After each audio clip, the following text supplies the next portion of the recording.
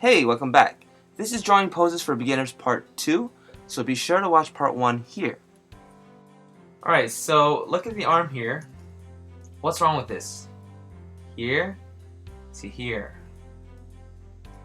So you can see this line here is a lot shorter than this one here. So, to fix it, I cut it off here. Why? Because that could be her hand. See? And her other hand's in perspective, so it's much shorter.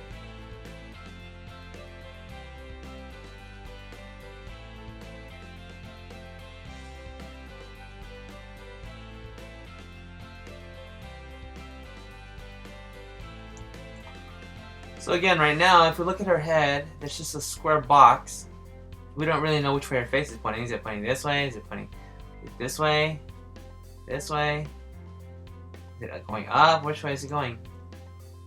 I define that by drawing a line. Now her head is kind of facing towards us. As you can see, I'm starting to experiment more and more, and things are starting to get a little more dynamic. I'm lifting up the arms, I'm changing the directions of the legs. All of these stick figures and gestures are based off of proportions that I break down in my How to Draw Figures videos here, so if you're new and confused to drawing, be sure to watch those first. Right now, all the lines are really messy, the body's really broken, but that's okay because I'm capturing proportion, layout, the orientation and direction of everything, and the overall gesture. And from these basic looking figures, I'm going to create some pretty clean and decent looking poses. I'm looking here, her arm comes out here. Where's her elbow gonna be? That's the important thing. I'm gonna say right here. So I draw some lines to indicate that. Her hand's gonna be over here. Really just placeholders and guide points. They tell me how high and what area. Not focusing on detail or anything. I focus on direction, length, and location.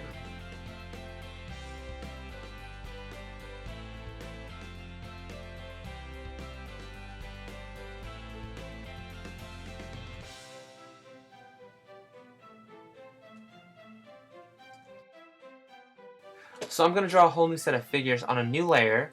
So before I do that, I mark the top and the bottom of this figure, so that lets me know how tall the next figure should be. And the more I draw, the more comfortable I get. So the first one was a very basic stiff standing pose, but then I slightly turn the figure a little bit, and then I slightly lift up the arms and then the knees, and then I make him do a backflip, and then I make him fly, jump, kick. You know, the canvas is your playground. It's a big old blank playground for you to just go out and explore and experiment and have fun. It might not happen after your third sketch, but after your 100th, you should be getting a little more dynamic and a little more comfortable with your poses. So don't be afraid to push your figures. So how do I know how long the legs are? So if that was half of her body, this would be half of that second line. See? If the leg was out over here, that would be the knee. This would be the knee. And if it's facing us, it can be anywhere within the length of the thigh. We need to consider the length of the shin. So this is the length we're concerned with. So if it's facing us, so if the knee was right here, this is as far as the shin's gonna go. And this would be the thigh.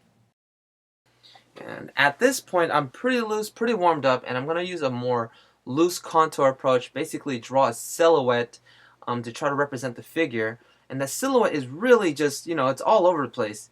It might look like a good figure drawing. If you haven't seen very many figure drawings, you're like, oh, that's a good figure. But actually, it's really messy, really loose. So I'm going to draw a contour around the legs and basically use this silhouette as a springboard to generate some ideas off of. So right now I'm like, maybe the legs are bent, maybe they're straight. So I'm going to use the silhouette and modify it and get it closer towards what I want. So I'm like, oh, okay, good. I think I see some bent legs. So I don't quite know what the figure's doing until I put some marks down on the paper for me to become inspired from. Now this technique is a little more difficult, and I'm able to do this because I understand how the skeleton and stick figures work underneath.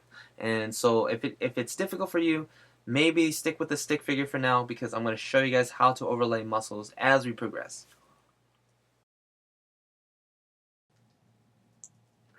I might just draw a line out this way, and there's a gesture from that. There might be a line coming out this way.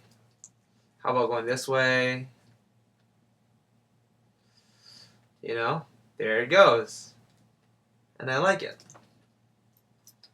Alright, let's go back to our first set of sketches. And let's cover some muscles really quick. How I would add muscles like immediately. Like I said, you want to stick with these bones here. Alright, when you start feeling comfortable, then you should add some muscles. But first, just focus on doing bones. But here's a simple way of doing it. Adding some webbed shapes. Webbing.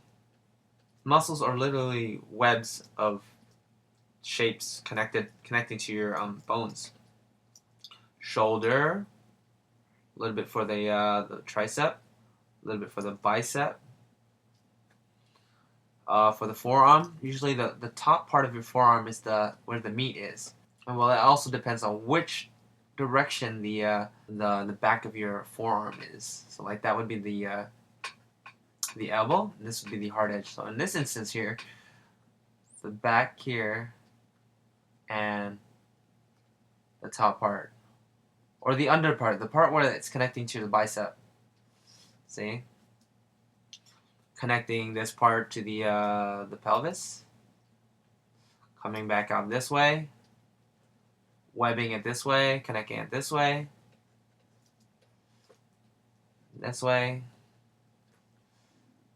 for the calves,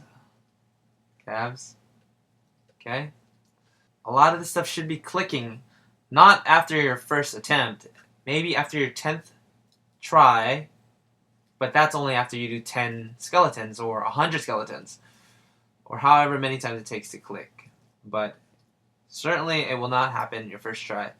So shin, here's your shin bone and calf, bow. Shin is right in front of us, facing us, see? Pointing at us this way. Calf, calf. Since this one's more on the side, we'll only see one of the calves, because this is the front, the shin. Shin's facing us, therefore we can see both. Again, refer to the breakdown of the figures, then this will make sense.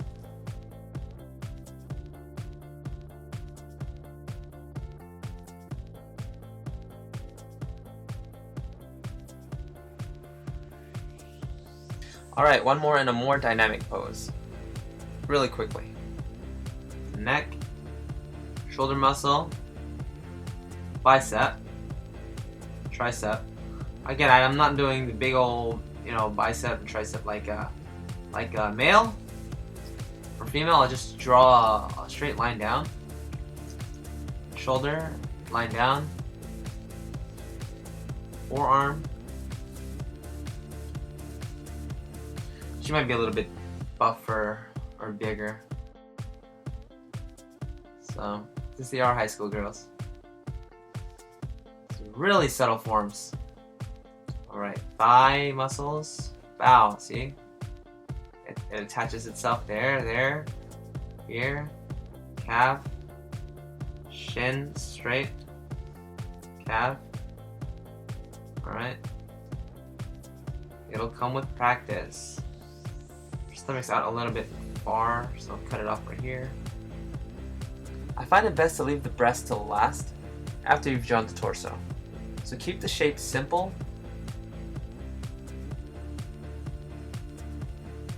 I draw a line from one nipple end to the other to give us kind of the general idea of the direction. That's pretty much it for part 2. Be sure to watch part 3 where I flesh out the figures a little more. as you see here in this picture. Until then, guys, keep practicing what you guys have learned. I'll see you guys later. Take care, and as always, bada bow, bada bow, peace.